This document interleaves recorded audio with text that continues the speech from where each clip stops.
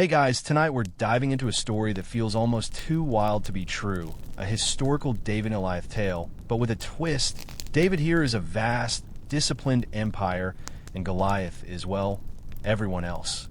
Imagine you're standing on a windswept cliff, the salt spray whipping your face, gazing out across a choppy gray sea. On the horizon, a smudge appears, growing steadily larger, until you can make out the menacing silhouettes of ships, hundreds of them, their sails taut in the wind. And on those ships, 40,000 hardened Roman legionaries, a force meticulously trained, relentlessly efficient, and absolutely determined. Now you, a tribal Briton, are looking at this sight, perhaps clutching a rough-hewn spear, and the only thought running through your mind is probably, oh, bother. You probably won't survive this, but hey, at least you'll have a good story for your ancestors, assuming you get to tell it. So, before you get comfortable, take a moment to like the video and subscribe, but only if you genuinely enjoy what I do here. And if you're feeling chatty, let me know where you're tuning in from and what time it is for you right now. Now, dim the lights, maybe turn on a fan for that soft background hum, and let's ease into tonight's journey together.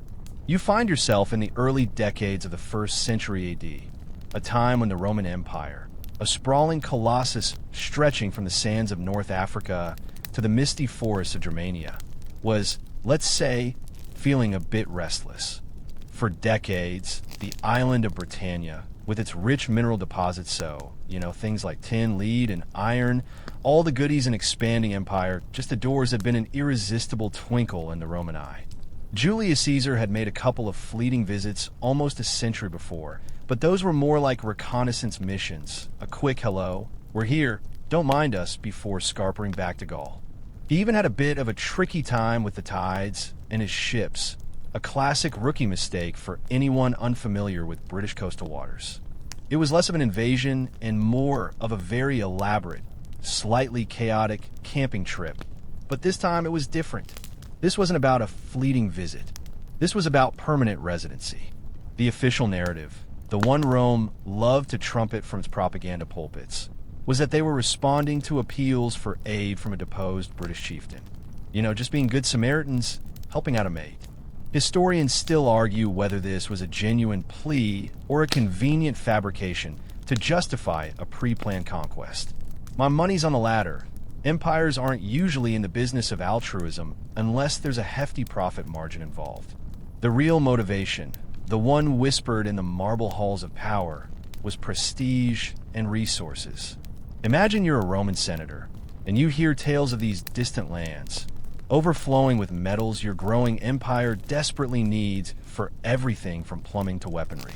It's like finding out your slightly eccentric aunt has a spare bedroom full of gold bricks. You want to check that out, wouldn't you? Plus, there was the constant low-level irritation of various British tribes sending aid and comfort to anti-Roman elements in Gaul. It was like that annoying neighbor who keeps letting their dog dig up your prize-winning petunias. At some point, you just have to have a stern word, or, in Rome's case, send a few legions.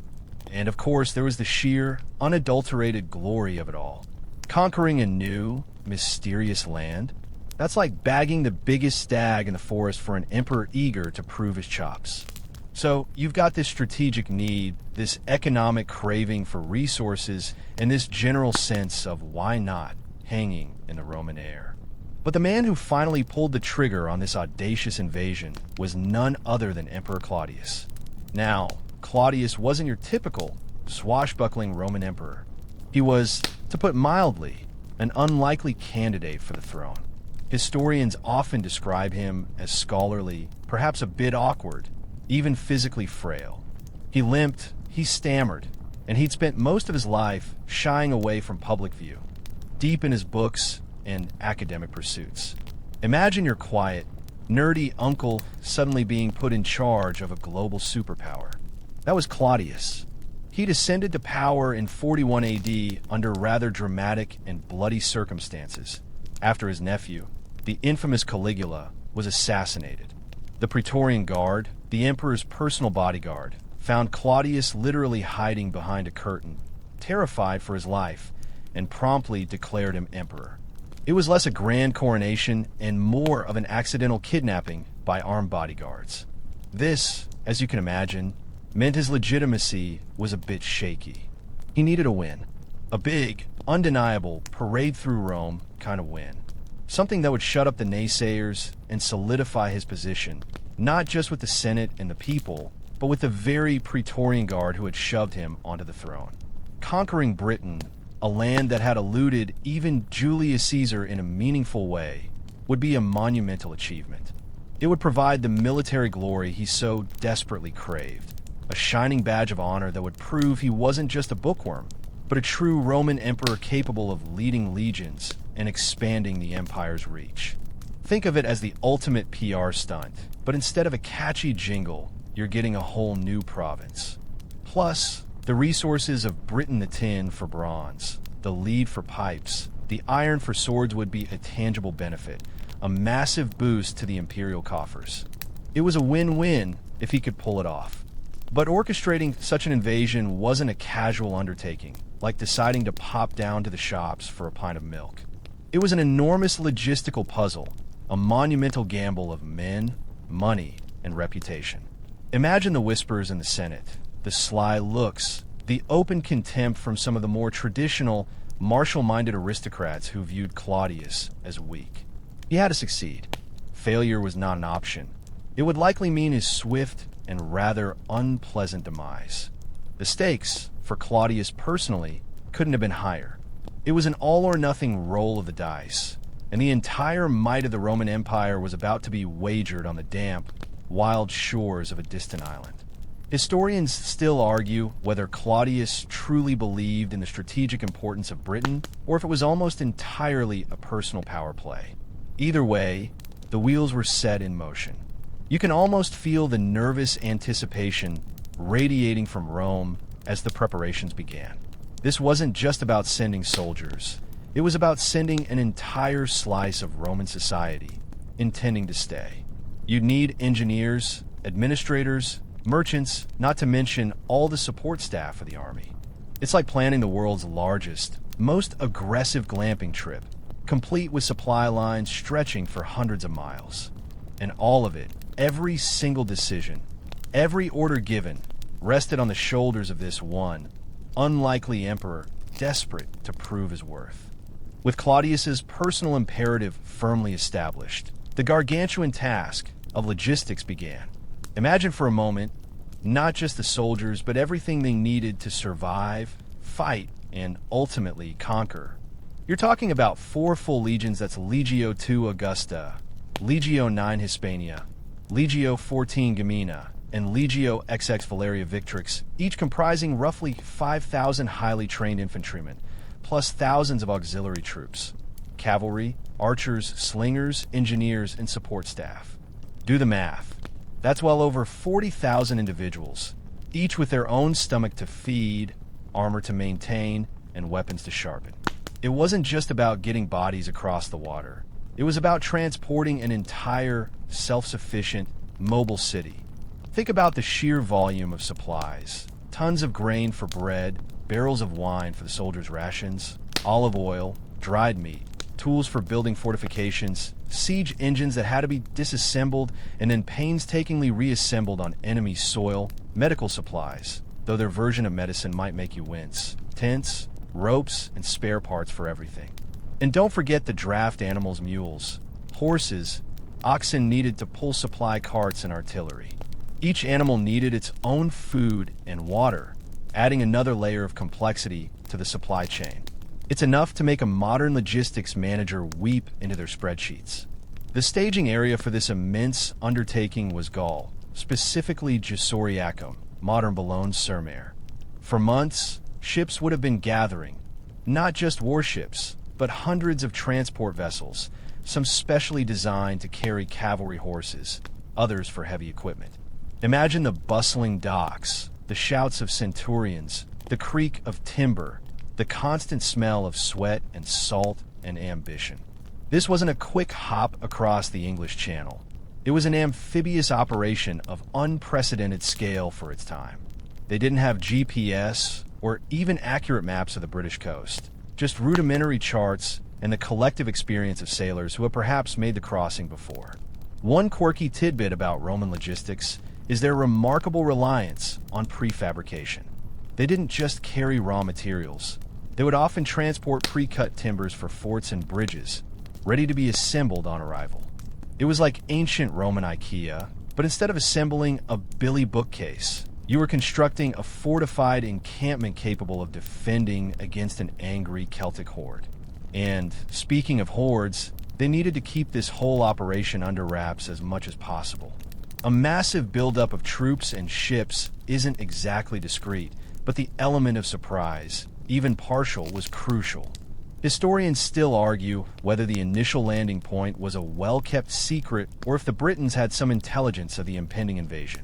Given the scale, it's hard to imagine it was a complete surprise, but certainly the exact timing and location could have been. The planning extended to the command structure as well. Aulus Plautius, a seasoned general, was chosen to lead the ground forces. This wasn't his first rodeo. He had extensive military experience, which was vital for such a high-stakes venture. Claudius, despite his personal motivations, understood the importance of putting a competent commander in charge. You can picture him poring over maps, consulting with his generals, trying to anticipate every possible contingency, from stormy weather in the channel to fierce tribal resistance on land. It was a massive roll of the dice, yes, but it was a meticulously planned roll. After months of meticulous preparation, the time finally arrived for the Roman Armada to weigh anchor. You can almost feel the collective sigh of relief, perhaps a nervous shiver, as the first ships pushed off from the Gallic coast. It was the spring of 43 AD, and the Channel, notoriously fickle, seems to have granted them a relatively calm passage. Imagine the sheer spectacle. Hundreds of ships, their sails catching the dawn light, stretching across the horizon, carrying the hopes and fears of an empire. The air would have been thick with the smell of canvas, tar, and the nervous energy of thousands of men crammed into relatively small vessels. For many, it was their first glimpse of this fabled island, a land rumored to be misty, wild, and populated by fierce, painted warriors. The primary landing site is generally accepted to be Richborough in Kent, known to the Romans as Rutupii. Picture yourself, a legionary, after days or even weeks of sea travel, finally feeling solid ground beneath your hobnailed boots. The sound of waves crashing on the shore, the cries of seabirds, the murmur of commands echoing down the lines. It wasn't exactly a beach vacation. You'd be disembarking fully armed and armored, ready for anything. The Romans were masters of amphibious landings, quickly establishing beachheads, unloading supplies, and forming defensive perimeters. This wasn't some haphazard scramble. It was a disciplined, coordinated operation, the culmination of years of military doctrine. Now, you might be thinking, were the Britons? Why didn't they stop them? And that's a fair question. The island was not a unified kingdom, but a patchwork of various Celtic tribes, often squabbling amongst themselves, like a large, dysfunctional family reunion. Some tribes, like the Atrebates in the southeast, were already somewhat pro-Roman, having trade links and perhaps even internal political factions sympathetic to Rome. Others, like the Cativalani, were fiercely independent and seen as a threat. There was no single, unified British army waiting on the beaches, no coordinated defense. This disunity was a massive advantage for the Romans, allowing them to gain a foothold relatively unopposed in the immediate landing zones. It's a bit like trying to stop a flood by putting out a series of very small, individual sandbags. Not terribly effective. The initial impression for the Romans would have been one of dampness, dense woodlands, and perhaps a sense of wild, untamed beauty. Forget the neatly paved roads and orderly cities of Italy. Britain was a land of trackways, scattered farmsteads, and impressive, but often isolated, hill forts. The landscape itself would have been a challenge, far different from the sun-baked Mediterranean lands most of these soldiers were used to. They'd quickly have to adapt to the soggy terrain, the endless rain, and the peculiar habit of Britons fighting in the nude which, let's be honest, would make for some rather awkward conversations back in camp. One rather quirky detail is that Roman soldiers, used to their relatively flat homelands, were often surprised by the sheer number of hills and valleys they encountered in Britain, a landscape that often favored ambushes over open field battles. As the legions consolidated their beachhead, the real work began, pushing inland. Their immediate goal was to secure strategically important rivers and ford crossings, allowing them to move their vast army and its supplies deeper into the country. This initial advance would set the tone for the entire campaign, a steady, methodical push against a landscape that was as much an enemy as the Britons themselves. Historians still argue whether the lack of immediate British resistance was due to a clever Roman feint, tribal disunity, or simply sheer terror at the sight of such an overwhelming force. Regardless, the invasion had begun, and there was no turning back. So, you've got the Romans, boots on the ground, establishing their beachhead, feeling relatively pleased with their initial, largely unopposed landing. But don't imagine a red carpet rollout. The initial calm was merely the quiet before the storm. As the legions began to push inland, they soon encountered the British resistance. And while fragmented, it was far from negligible. Imagine yourself as a leader of a local tribe, perhaps the Kanchii, watching this unstoppable tide of disciplined, heavily armored soldiers marching through your ancestral lands. Fear would quickly turn to fury. The tribal landscape of Britain in 43 AD was a complex tapestry of alliances and rivalries. There were the powerful Cativalani, led by brothers Tagadumnus and Caratacus, who had been expanding their influence and were perhaps the strongest force in the southeast. Then you had the aforementioned Atrebates, who were somewhat pro-Roman, and numerous smaller tribes, each with their own territorial claims and centuries-old feuds. This lack of a unified command was the Britons' Achilles' heel. It was difficult to coordinate a large-scale defense when everyone had their own agenda, like trying to organize a group project with 50 different people who all think they should be the team leader. The first significant encounters would have involved skirmishes, ambushes, and guerrilla tactics. The Britons were masters of fighting in their home terrain, using the dense forests, boggy marshes, and winding rivers to their advantage. They didn't fight like the Romans, in neat, disciplined lines. Instead, they relied on swift, brutal charges, chariots, which were quite a shock to the Romans, a relic of warfare long gone in the Mediterranean, and a deep knowledge of the local landscape. You can imagine a legionary, used to open field battles, suddenly finding himself surrounded by screaming warriors emerging from the mists, wielding long swords and spears, often painted with terrifying blue woad. It was less about strategic maneuvering and more about raw, chaotic bravery. The Roman advance was methodical, but not without its challenges. This was one of the first major pitched battles. The Romans, despite their superior organization, found themselves in a tough fight. Legend has it that a cohort of Batavian auxiliaries, renowned for their swimming abilities, they were essentially ancient special forces, managed to cross the river and attack the British chariots, disrupting their lines and turning the tide. This incident highlights a crucial aspect of Roman warfare: their adaptability and the effective use of diverse auxiliary troops. It wasn't just about the legions, it was about the combined arms approach. The death of Tagadumnus shortly after this battle was a significant blow to the British resistance in the southeast. While one brother fell, the other, Caratacus, would emerge as the enduring symbol of defiance, retreating west to continue the fight. This early stage of the invasion was a testament to both Roman military might and the stubborn, often disorganized courage of the Britons. Historians still argue whether a more unified British resistance in these early days could have genuinely repelled the Romans, or if the sheer professional superiority of the legions made the outcome inevitable. Regardless, the invasion was far from a walkover. It was a brutal, inch-by-inch grind, leaving a trail of blood and smoke across the ancient landscape. And this was just the beginning. With the Medway secured and the immediate British resistance in the southeast fractured, the Roman legions pressed on towards their next crucial objective, Camulodunum, what we now call Colchester. Imagine Aulus Plautius, the seasoned Roman general, looking at a map, or rather, what passed for a map in those days, perhaps a rough sketch on a piece of parchment. He would have identified Camulodunum as a strategic prize. It wasn't just any tribal settlement. It was the capital of the powerful Cativalani tribe, and before that, of the Trinovans. Capturing it would be a huge symbolic victory, akin to taking the enemy's parliament building or main treasury. But more than just symbolism, Camulodunum was a hub. It sat on relatively fertile ground, had access to various trackways, and was a prominent religious and economic center for the Britons.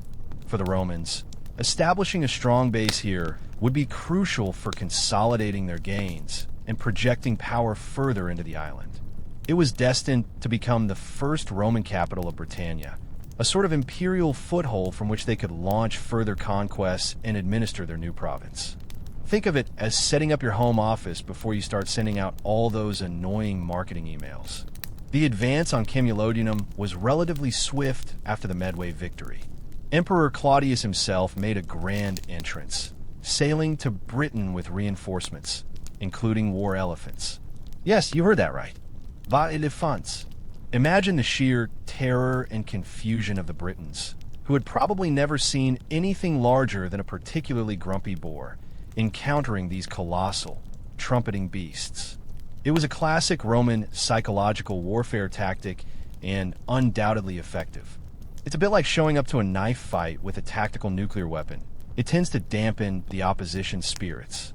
Historians still argue whether the elephants actually saw significant combat or were primarily for show, but their presence alone would have been a terrifying spectacle. Upon Claudius's arrival, the final assault on Camulodunum took place. The town, likely defended by formidable earthworks and ditches rather than stone walls, quickly fell.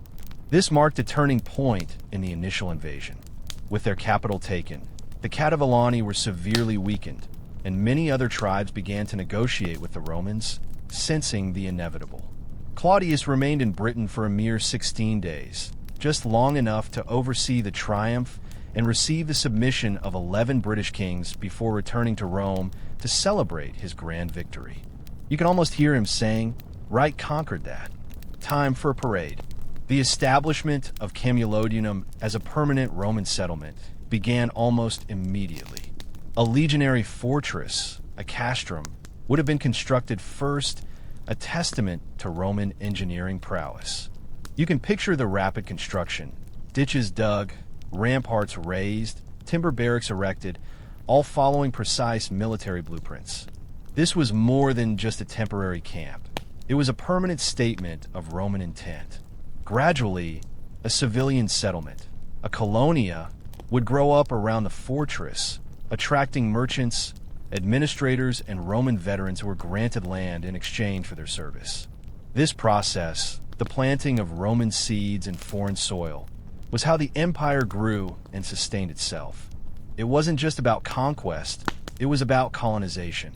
While Camulodunum was transforming into a Roman stronghold, consolidating the initial gains of the invasion, the spirit of British resistance was far from extinguished.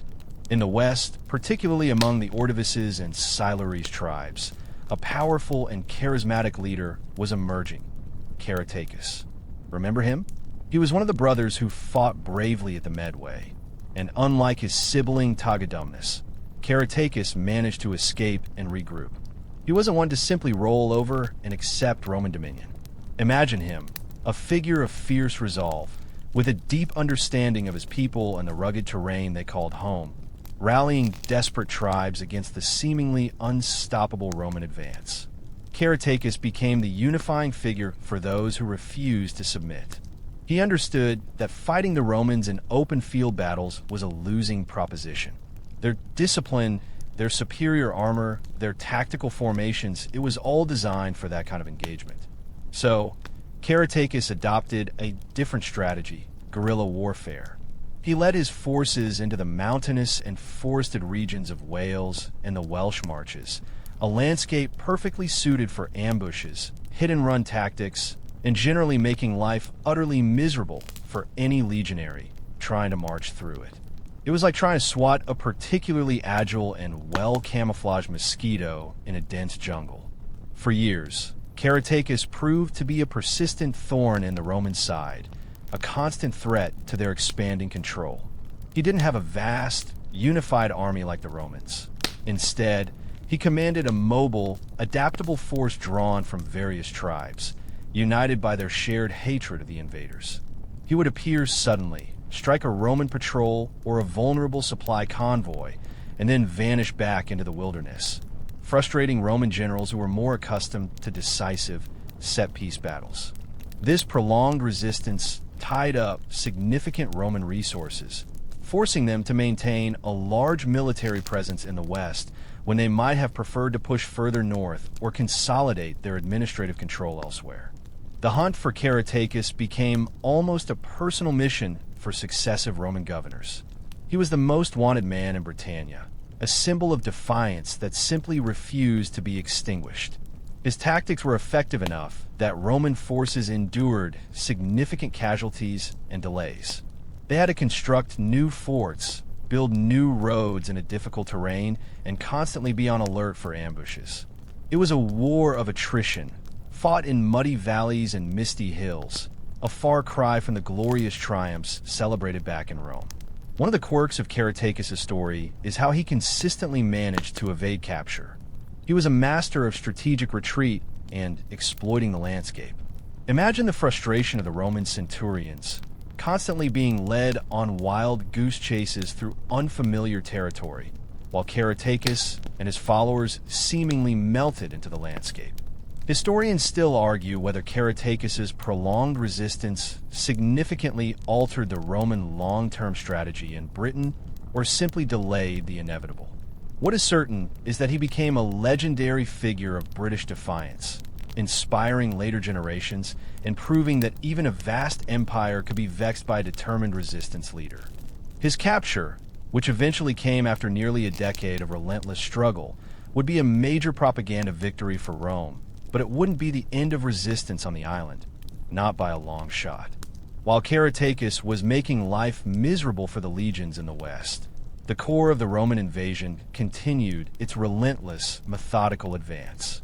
To truly understand how 40,000 Romans began to subjugate 2 million Britons, you need to appreciate the sheer efficiency and brutal effectiveness of the Roman military machine. This wasn't just an army. It was a highly organized professional force, a finely tuned instrument of conquest and control, built on centuries of experience. Immagine a legionari. You perhaps are one of them. You're not just a soldier. You're a builder, an engineer, a surveyor, a disciplined cog in an immense military system. Your training began young, instilling not just fighting prowess, but unwavering loyalty and strict adherence to orders. You carry a heavy load armor, shield, 2 javelins, the pilum, a short sword, the gladius, a dagger, and personal gear. This isn't for a quick sprint. It's for marching 20 miles a day, fully laden, day after day, through any terrain. When you stop, you don't just flop down. You build a fortified camp, complete with ditches, ramparts, and organized tents every single night.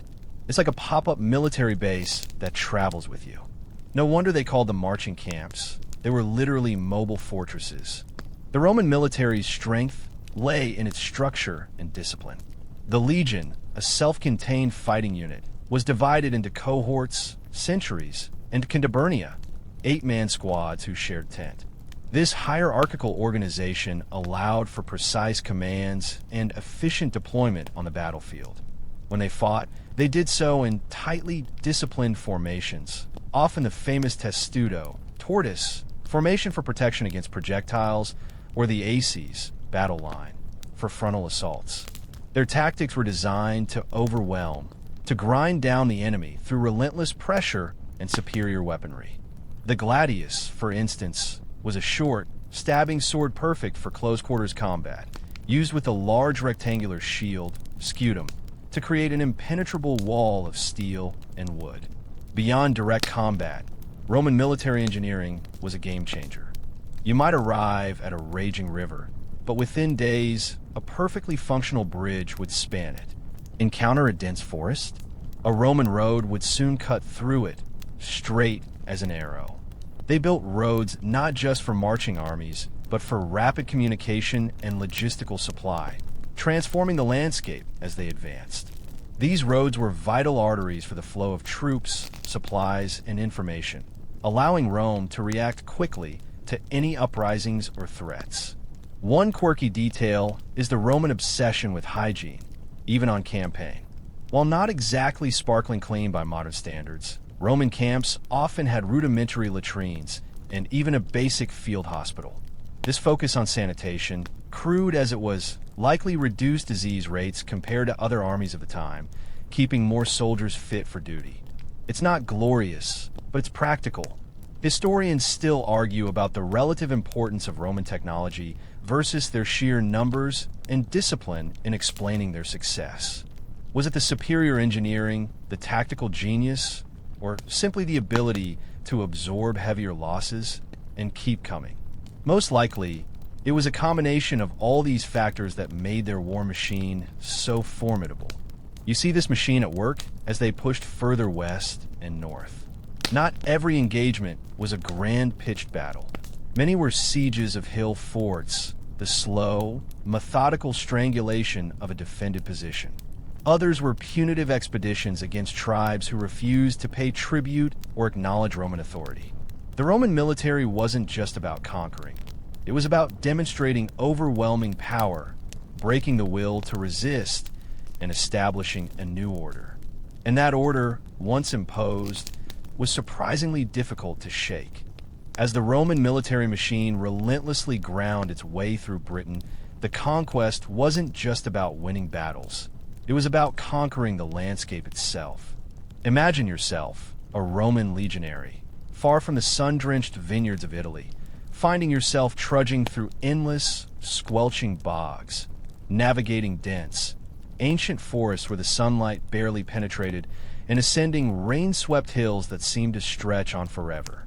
This was a land fundamentally different from what most of the soldiers were accustomed to, and it presented a unique set of challenges that went beyond tribal resistance. The sheer unpredictability of British weather was a constant adversary. You might start your day under a clear sky, only to be drenched by a sudden, chilling downpour by midday. Roman armor, while protective, was also heavy, and operating in cold, wet conditions was grueling. The constant dampness contributed to illness and discomfort, something the meticulous Roman supply lines tried to mitigate but couldn't entirely eliminate. It's not exactly ideal for morale when your socks are perpetually squishy. Beyond the weather, the terrain itself was a strategic challenge. The Britons, with their intimate knowledge of their homeland, used it to their advantage, setting ambushes in narrow passes, using forests for cover, and retreating into inaccessible uplands. The Romans, however, adapted with characteristic efficiency. Their engineers were masters of road building, pushing straight, paved arteries through wilderness, connecting forts, and allowing for rapid troop movement and supply. They drained marshes, built bridges over rivers, and cut paths through forests. It was an astonishing transformation of a landscape, literally imposing Roman order on the wild British environment. Consider the challenge of supplying an army in a land without established Roman infrastructure. Every single nail, every piece of pottery, every ration of grain had to be transported from the continent or produced locally once a fort was established. This led to the rapid development of local industries and supply networks, often exploiting local resources like timber and stone. They were not just conquerors. They were also incredibly efficient resource managers, turning the newly acquired lands into providers for the Roman war effort. One particularly fascinating detail is how Roman surveyors used sophisticated tools, like the groma, to lay out their roads and camps with astonishing accuracy, creating a grid-like efficiency even in the most rugged terrain. It's a testament to their engineering brilliance, even if it did involve staring at sticks for hours. The conquest of the landscape was also a psychological victory. As the Romans built their forts and roads, they physically imposed their presence, demonstrating that they were here to stay. A Roman road, straight and unyielding, cutting through ancient British pathways, was a powerful symbol of imperial dominance. It declared in no uncertain terms, "This land is now Roman." Historians still argue whether the Roman conquest of Britain was more a triumph of military might or of logistical and engineering superiority, transforming the very ground beneath their feet to suit their needs. The answer, as you might suspect, is probably a bit of both. But certainly, you can imagine the sheer weariness of a legionary, forever building, forever marching, forever battling not just Britons, but the unrelenting damp and the endless hills. With the initial military successes and the relentless march across the landscape, something far more subtle and profound began to take hold: Romanization. This wasn't a sudden imposition, but a gradual, insidious, and often attractive process where Roman culture, administration, and way of life began to permeate British society. Imagine yourself, a Briton, initially resistant, but then slowly, almost imperceptibly, finding Roman ways influencing your daily life, much like how TikTok trends somehow insidiously invade your brain. At first, it was about taxation and governance. Roman administrators followed in the wake of the legions, establishing a provincial bureaucracy. You'd find yourself dealing with Roman officials, Roman laws, and, of course, Roman taxes. But it wasn't just about compulsion. The Romans brought with them a sophisticated urban lifestyle. Towns grew up around military forts, attracting merchants, artisans, and opportunistic Britons. These towns, or civitates, offer amenities previously unknown to many Britons: public baths, temples, forums, and amphitheaters. Imagine the novelty and allure of these new structures, offering entertainment, commerce, and a sense of belonging to a larger, more organized world. For some British aristocrats and chieftains, collaboration with the Romans offered significant advantages. They could retain their power, often enhanced by Roman backing, and gain access to Roman education, luxury goods, and political influence. Their sons might be sent to Roman schools, learning Latin, rhetoric, and Roman law. They might adopt Roman names, wear Roman togas, and live in villas adorned with mosaics and frescoes. It was a tempting proposition. Embrace the conquerors, and you might just get to keep your head and maybe even get a fancy new dining room. This collaboration created a new Romano-British elite, blurring the lines between conqueror and conquered. The economic impact was massive. Roman infrastructure, like those straight roads we talked about, facilitated trade, allowing goods to flow more freely across the island and connecting Britain to the vast Roman economic network. New agricultural techniques, Roman coinage, and a standardized legal system provided a level of economic stability and opportunity previously unheard of. Of course, this also meant that local British economies were often subsumed into the larger Roman system, sometimes at their own expense, but it undeniably brought a new level of sophistication. One slightly amusing aspect of Romanization was the introduction of new foods and drinks. Imagine a Briton tasting wine for the first time after a lifetime of mead or encountering olive oil. Their palates, and probably their entire culinary landscape, were forever changed. Even aspects of religion blended. While the Romans allowed native deities to be worshipped, they often syncretized them with Roman gods. You might find a temple dedicated to a British god with a Roman name, or a shared altar. This cultural fusion meant that Romanization wasn't just about replacing British culture, but integrating it into the broader Roman tapestry. Historians still argue about the extent to which Romanization was genuinely embraced by the native population versus being an imposed veneer. Was it a willing adoption, a pragmatic adaptation, or a subtle form of cultural subjugation? The answer likely varies from region to region and from individual to individual. But whether you liked it or not, Roman Britain was taking shape, piece by painstaking piece, and the island would never be the same. While the initial shock of the invasion had faded and Romanization began its slow, persuasive work, the story of Roman Britain in the decades following 43 AD was far from static. The conquest wasn't a single, decisive event, but a prolonged process of expansion and pacification that extended far beyond the initial objectives. Imagine the Roman governors, fresh from Rome, arriving in Britannia with new legions and fresh orders, secure the existing territory, push the frontiers, and exploit those lovely mineral resources. It was a constantly moving target, and the conquered territory was always expanding. The Flavian dynasty, in particular, which came to power in Rome in 69 AD after a period of civil strife, the year of the four emperors, a real soap opera if you ever want to look it up, had a renewed focus on consolidating and expanding the empire. For Britain, this meant a renewed push north and west into territories that had remained stubbornly independent. This wasn't just about military might. It was about the systematic reduction of resistance, tribe by tribe, territory by territory. It's like clearing a very large, very grumpy garden, one stubborn weed at a time.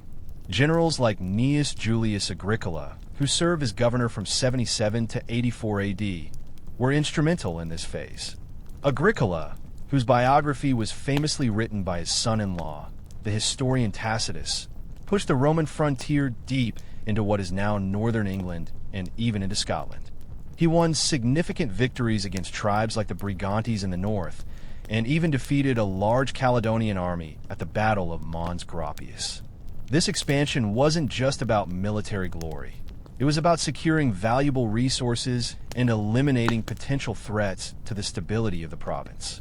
Imagine the sheer determination of these legions, marching further and further into unknown, often hostile territory, establishing forts and outposts in increasingly remote locations. The push north was often met with fierce resistance. The tribes in these northern reaches, less exposed to Roman influence, were often more martial and less inclined to adopt Roman ways. They hadn't seen enough fancy Roman baths to convince them to surrender. The terrain became even more challenging, wilder, colder, and more mountainous. The construction of permanent fortifications, like the frontier system that would eventually evolve into Hadrian's Wall, became essential to delineate Roman control and manage interactions with the unconquered tribes to the north. This wasn't just a wall. It was a statement, a massive stone-in turf declaration that said, "This far and no further." For now, one interesting aspect of this ongoing pacification was the development of a complex network of Roman roads connecting these new frontier forts. These roads, sometimes built over earlier British trackways, were essential for rapid troop movement and supply, enabling the Romans to project power into previously inaccessible areas. They became the very veins of Roman control. Historians still argue whether the Roman ambition to conquer all of Britain was ever truly feasible, given the logistical challenges and the fierce independence of the northern tribes. What is clear is that the decades after 43 AD were a continuous saga of military campaigns, strategic fort building, and the relentless, slow absorption of more and more of the British landmass into the Roman sphere.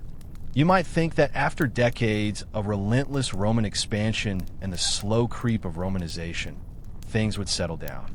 But beneath the veneer of Roman order, a powerful, simmering discontent was brewing. This brings us to a crucial, explosive chapter in Roman Britain. Boudicca's rebellion looms. Imagine a landscape that seems calm on the surface, but underneath, the ground is cracking, ready to erupt. This wasn't some minor tribal skirmish. It was a furious, widespread uprising that would shake Roman control to its very foundations and almost send the legions packing. The seeds of this rebellion were sown in the very policies that followed the initial conquest. The Romans, in their typical fashion, were quite happy to take over tribal lands, impose taxes, and generally assert their dominance. But they often did so with a heavy hand. When the client King Prasutagus of the Iceni tribe, in modern-day East Anglia, died around 60 AD, he tried to secure his kingdom's future by bequeathing it jointly to his daughters and the Roman emperor, hoping to preserve some autonomy for his family. Sounds reasonable, right? The Romans, however, interpreted this differently. They saw it as an opportunity for outright annexation. Instead of honoring the will, Roman officials, particularly the procurator de Catus, moved in with brutal efficiency. They seized land, enslaved members of the royal family, and, most infamously, publicly flogged Prasutagus' widow, Boudica, and raped her daughters. This wasn't just a legal dispute. It was a profound violation of Celtic custom and a horrific act of personal humiliation for a royal family. It was frankly a massive strategic blunder by the Romans, like poking a sleeping dragon with a very sharp stick. This injustice, coupled with growing resentment over Roman taxation, corruption, and the general arrogance of Roman officials, ignited the smoldering embers of rebellion. Many Britons, even those seemingly Romanized, resented the imposition of foreign rule, the heavy levies, and the destruction of their traditional ways. The Roman city of Camulodunum, the former British capital now adorned with Roman temples and statues, became a particular symbol of oppression, especially for the Iceni, who had long suffered under Roman administrators settled near their lands. It was a visible reminder of everything they had lost. Boudica, a queen of the Iceni, rose to lead this furious backlash. Accounts describe her as a tall, formidable woman with long red hair, a truly intimidating figure. She united the Iceni with their neighbors, the Trinovants, and other disaffected tribes. This was a remarkable feat, given the historical disunity of the British tribes. But the shared grievances and the sheer outrage over Roman cruelty provided a powerful unifying force. The timing was also crucial. The Roman governor, Gaius Suetonius Paulinus, was away campaigning in Anglesey, Mona, attempting to suppress a major Druidic center, which the Romans viewed as a hotbed of resistance. His forces were stretched thin, leaving the core of the province vulnerable. One slightly unsettling detail is the sheer brutality of the rebellion that followed. The Britons, fueled by years of simmering rage and the recent horrific injustices, unleashed a torrent of violence upon the Roman settlements. This wasn't a noble uprising. It was a vengeful bloodbath, a terrifying explosion of long-suppressed fury. Historians still argue about the precise motivations for the rebellion, whether it was purely a reaction to Roman excesses or if there were deeper, underlying currents of Celtic nationalism that simply needed a catalyst. Regardless, the stage was set for one of the most violent and pivotal moments in the entire history of Roman Britain, a moment that would test the very limits of Roman control. The roar of Boudica's rebellion, having just ignited, swept like a wildfire across Roman Britain, proving that even a vast, disciplined empire could face an existential threat from within its conquered territories. This wasn't just a ripple, it was a tidal wave. Imagine the sheer terror as news spread through the fledgling Roman towns. You, a Roman citizen or a loyal Briton, suddenly find yourself caught in the midst of a violent uprising where the rules of warfare have dissolved into a furious, vengeful onslaught. The first target of Boudica's wrath was the city was poorly defended, more a civilian settlement than a military stronghold, and many of its Roman inhabitants were perhaps complacent, lulled into a false sense of security. The Iceni and Trinovants, fueled by righteous anger and a desire for vengeance, descended upon it with overwhelming force. The accounts are chilling. The city was sacked, its temples and public buildings burned, and its inhabitants, Roman and pro-Roman Britain alike, massacred with horrific brutality. It was a complete and utter destruction, leaving only smoldering ruins. One particularly grim detail is the discovery of layers of ash and destruction in archaeological digs at Colchester, a grim testament to the ferocity of the attack. Next, the rebels turned their attention to Londinium, modern-day London, which at this point was a thriving commercial hub, albeit still relatively new and unwalled. Governor Suetonius Paulinus, racing back from Anglesey, realized he couldn't defend the city with his limited forces. With a heavy heart, he made the agonizing decision to abandon Londinium to its fate, sacrificing thousands of civilians to preserve his legions. Imagine the desperation of those left behind, knowing the Roman army had essentially written them off. Londinium met the same fate as Camulodunum.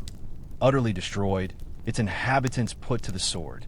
Verulamium St. Albans, another significant Roman town, also fell, suffering a similar fate. The sheer scale of the destruction and the widespread nature of the massacres were unprecedented in Roman Britain. Estimates suggest tens of thousands of Romans and Romanized Britons were killed. It was a stark reminder that Roman power, while formidable, was not invincible, and that the conquered could and would fight back with terrifying ferocity. The rebellion showed that even with the Roman military machine in full swing, the day-to-day existence of a Roman citizen or a collaborator could be brutally interrupted. Despite the carnage, the rebellion also offered a glimpse into daily life under Rome for the average Briton and Roman settler, highlighting the sudden, brutal disruption of what had become a relatively established existence. For the Britons, it meant a constant weighing of allegiances: stick with your tribe and risk Roman retaliation, or adapt to Roman ways for potential prosperity but face the wrath of your own people. For the Romans, it was the reality of living in a conquered land, where resentment could fester into open revolt. You'd be part of a vibrant, interconnected economy, enjoying baths and gladiator fights, and then suddenly, you're fighting for your life against your former neighbors. Historians still argue about the true death toll and the psychological impact of Boudicca's rebellion on Roman policy in Britain. Did it make them more cautious or more brutal? It certainly led to a period of intense pacification and consolidation, and perhaps a deeper understanding that consent, even grudging, was preferable to constant, bloody suppression. But for those caught in its path, it was a living nightmare, a moment when the careful edifice of Roman order crumbled into chaos. The firestorm of Boudicca's rebellion, though devastating, was ultimately put down, but its searing intensity left an indelible mark on both Roman and Briton alike. The Romans, under Suetonius Paulinus, eventually mustered their forces, including Legio XIV Gemina, and decisively defeated Boudicca's much larger, but less disciplined, army in a final, brutal battle, whose exact location historians still argue over. Boudica, according to Roman accounts, either poisoned herself or died of illness, and with her death, the widespread rebellion collapsed. But the memory, the shock, and the lessons learned would forever shape the enduring Roman legacy in Britain. Imagine the aftermath: a province in ruins, its major towns burned to the ground, its population traumatized. The initial Roman response was harsh, a period of punitive measures and increased taxation to rebuild and assert control. But wisdom, or perhaps pragmatism, soon prevailed.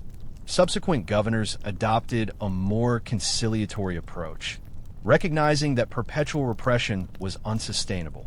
The goal shifted from sheer conquest to integration and stability, aiming to make Britannia a productive, loyal province of the empire.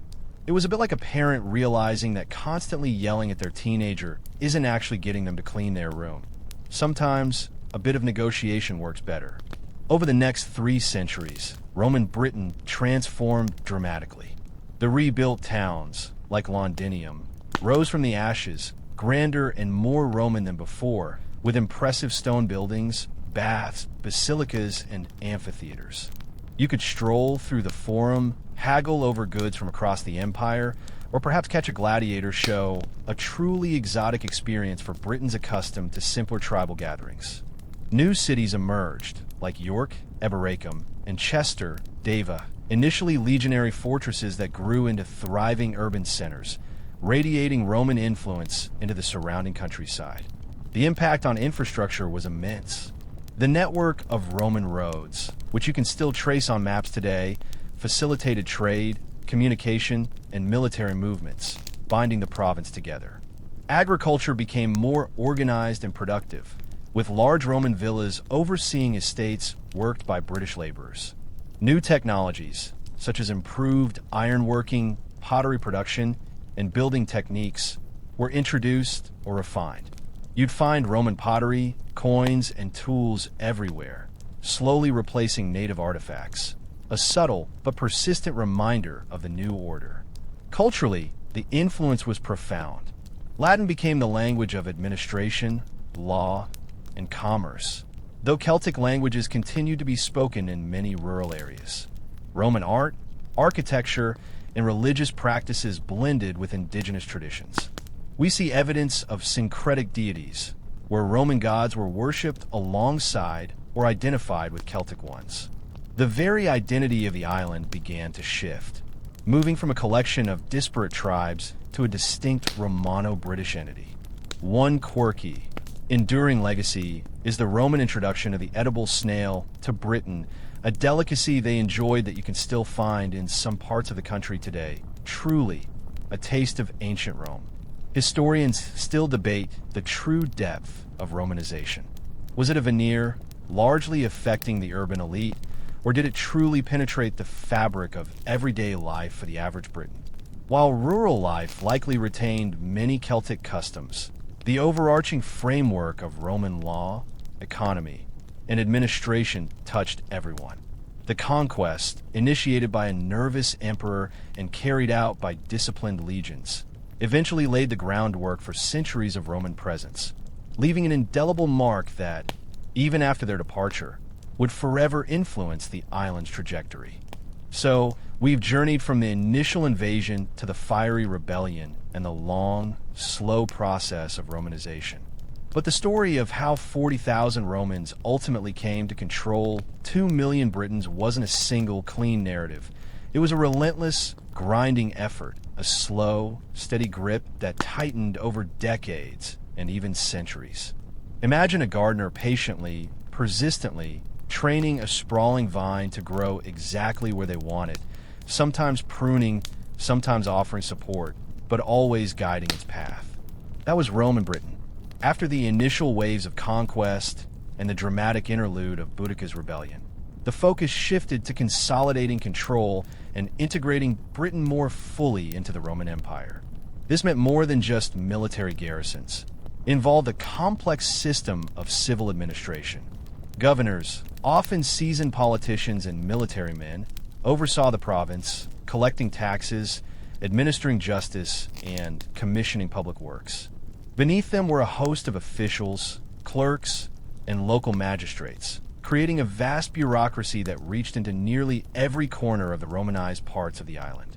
The construction of physical infrastructure continued unabated.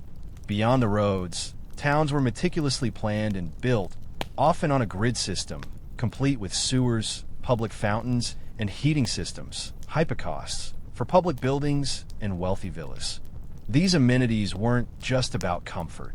They were instruments of control, demonstrations of Roman technological superiority, and a means of promoting a Roman way of life. When you could have underfloor heating, why would you want to live in a drafty roundhouse? This was soft power, gently nudging people towards a more Roman existence.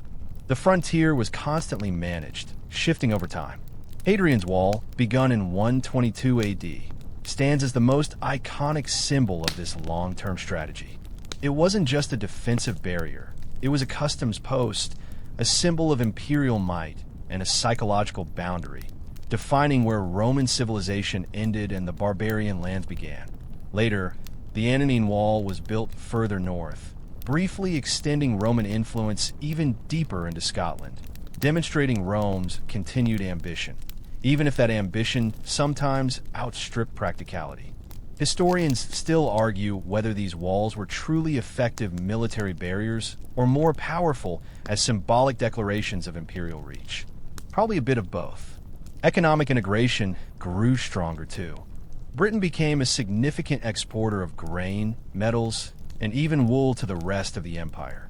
Roman coinage became the standard currency, facilitating trade and taxation.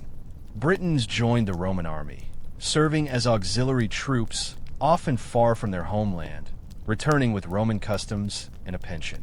This constant exchange of people, goods, and ideas gradually cemented the Roman presence. It was a slow, sometimes grudging, but ultimately persistent absorption of the conquered into the conqueror's world. By the 3rd and 4th centuries AD, Roman Britain was a thriving, if often volatile, part of the empire.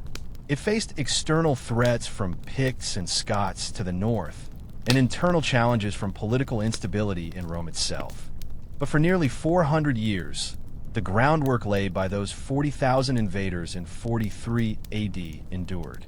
It was a testament not just to military might, but to an empire's ability to adapt, to build, to administrate, and to slowly, patiently, weave its own culture into the fabric of a conquered land. It was a monumental undertaking, achieved not in a single glorious battle, but through the patient, unrelenting application of power, resourcefulness, and a surprising degree of cultural assimilation. Now, as the echoes of legionary boots fade into the mists of history and the distant sounds of Roman life grow softer, let your mind drift. The story of Roman Britain, a tale of conquest and compromise, of fierce resistance and slow adaptation, settles into the quiet corners of your imagination. The hustle and bustle of ancient Londinium, the clanking of armor on a windswept wall, the distant shouts of a centurion, they all recede, becoming fainter, like embers slowly cooling in the night. Rest now, letting these echoes become part of your dreams, a gentle whisper from a time long past. The past is vast, isn't it? And sometimes, understanding its long, slow unfolding is the most comforting thought of all.